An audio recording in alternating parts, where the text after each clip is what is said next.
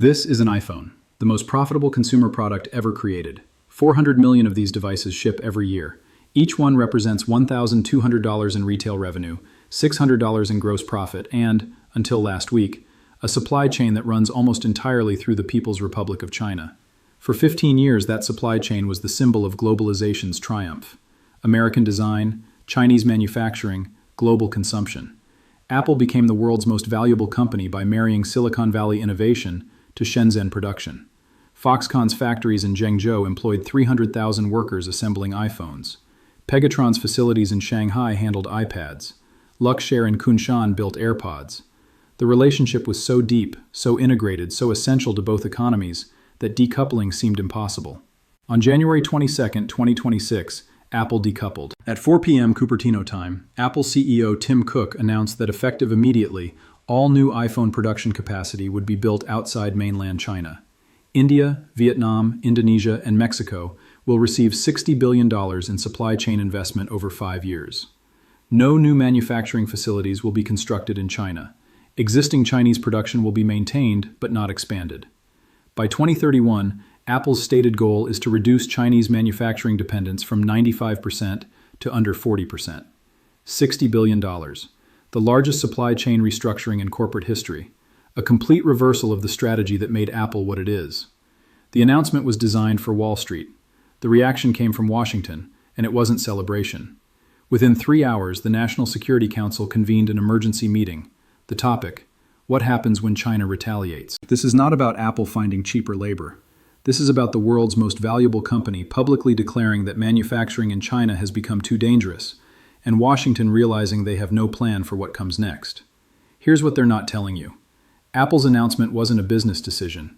It was a surrender to political reality that Tim Cook spent 5 years trying to avoid. Since 2019, Apple has been caught between two governments making incompatible demands. Washington wants Apple to reduce Chinese dependency, for national security, for supply chain resilience, for the political optics of American companies funding Chinese employment. Beijing wants Apple to maintain Chinese investment, for jobs, for technology transfer, for the political validation of foreign capital choosing China. Cook tried to satisfy both. He built token facilities in India while keeping 95% of production in China. He testified before Congress about supply chain diversification while privately assuring Chinese officials that Apple's commitment was unchanged. He walked a tightrope, believing that being essential to both economies made Apple safe from either. The tightrope snapped on January 15th. On that day, China's Ministry of State Security raided Apple's primary data center partner in Guiyang. Guizhou Cloud Big Data, the state-controlled company that hosts iCloud data for Chinese users, had 2 facilities searched simultaneously. Servers were examined. Staff were detained for questioning. No official explanation was provided. The raids weren't about data theft or security breaches, at least not publicly. They were a message. Beijing was demonstrating that Apple's Chinese operations exist at the pleasure of the Chinese government. That data, employees, facilities, and supply chains can be disrupted at any moment, for any reason, without warning or recourse. Apple's board met for 11 hours on January 18th. The discussion, according to sources familiar with the meeting, centered on a single question. Can we continue operating in China if the government views us as a target rather than a partner? The answer was no. And once the answer was no, the $60 billion announcement became inevitable. This is where the lie becomes unsustainable. To understand why Washington panicked, you need to understand what Apple's exit actually means for the U.S.-China relationship. For 20 years, American corporations operating in China served as a stabilizing force. They lobbied against tariffs. They argued for engagement. They funded think tanks promoting U.S.-China cooperation. They provided Beijing with leverage, the implicit threat that aggressive American policy would harm American companies with Chinese exposure. Apple was the crown jewel of this arrangement. $60 billion in annual Chinese revenue, 300,000 Chinese workers in Apple-dedicated facilities, supply chain relationships with hundreds of Chinese component manufacturers. When Washington considered hawkish China policy, corporate America pushed back, and Apple's voice was loudest. That voice just went silent.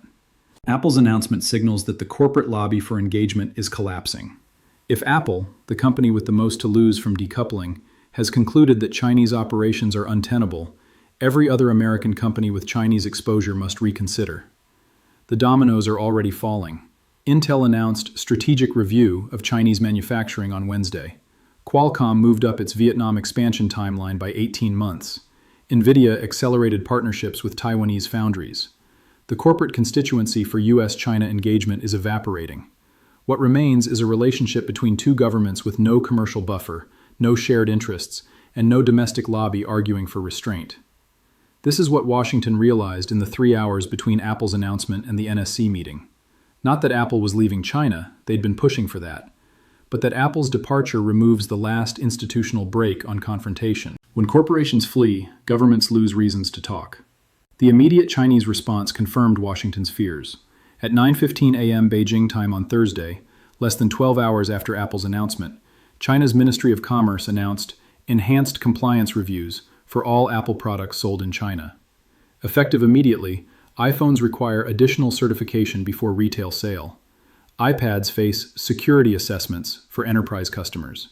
MacBooks are subject to software integrity verification that could delay shipments by 60 to 90 days. The measures are technically legal. China has every right to regulate products sold within its borders. But the timing eliminates any pretense. These aren't compliance procedures. They're retaliation. They're designed to make Apple's $60 billion in annual Chinese revenue as painful as possible to maintain. Apple's stock dropped 7% in after-hours trading. $12 billion in market capitalization erased on the assumption that Chinese sales, which represent 19% of Apple's revenue, are now at risk. But the stock drop isn't what worries Washington. What worries Washington is what comes after the compliance reviews. At 2:30 p.m. Beijing time on Thursday, China's State Administration for Market Regulation announced it was reopening an antitrust investigation into Apple's App Store practices. The investigation, first launched in 2021 and quietly shelved in 2023, could result in fines up to 10% of Apple's Chinese revenue, $6 billion annually. It could also require structural remedies that make operating the App Store in China commercially unviable. The escalation ladder is visible. Compliance delays, then antitrust fines, then, if Apple doesn't reverse course, export controls on Chinese components that Apple still needs for global production. Rare earth magnets, advanced displays, battery cells, components that Apple cannot source elsewhere in the quantities required, at the quality required, on the timeline required. Apple can move iPhone assembly to India. They cannot move the entire component ecosystem that makes iPhones possible. And China knows exactly which components to target. Less than 30 days remain before Apple's Q1 earnings call on February 20th. On that call, Cook must explain to shareholders how a $60 billion investment in supply chain restructuring coexists with potential loss of $60 billion in annual Chinese revenue. The math only works if Apple believes Chinese retaliation is temporary, a negotiating tactic rather than permanent policy. If retaliation is permanent, Apple faces a choice: abandon the Chinese market entirely or reverse the supply chain announcement and accept that Chinese operations remain hostage to Beijing's political calculations. Neither option is good. Both options define Apple's future for the next decade. While one side retaliates, the other side calculates. Washington's NSC meeting wasn't about supporting Apple. It was about what happens to U.S.-China relations when the commercial relationship, the one area where cooperation still functioned, breaks down completely. The meeting agenda, according to officials who participated, included 3 scenarios. Scenario 1. China's retaliation is limited to Apple. Other American companies continue operating. The message is, Apple specifically is being punished for leaving. Probability assessed at 25%. Scenario 2. China uses Apple as precedent to pressure all American technology companies. Compliance reviews expand. Antitrust investigations multiply. The message is, this is what happens when American companies reduce Chinese investment. Probability assessed at 55%. Scenario 3. China accelerates decoupling on its own terms. Export controls on critical components. Restrictions on rare earth supplies. Localization requirements that force American companies to choose between Chinese and global markets. The message is, if you're leaving anyway, we'll make sure you leave with nothing. Probability assessed at 20%. The 55% probability scenario, broad pressure on all American tech companies, is what Washington considers most likely. And it's the scenario for which they have no prepared response. American technology companies employ 2.1 million workers. Their combined Chinese revenue exceeds $300 billion annually. Their supply chains are embedded in Chinese manufacturing in ways that would take a decade to fully unwind.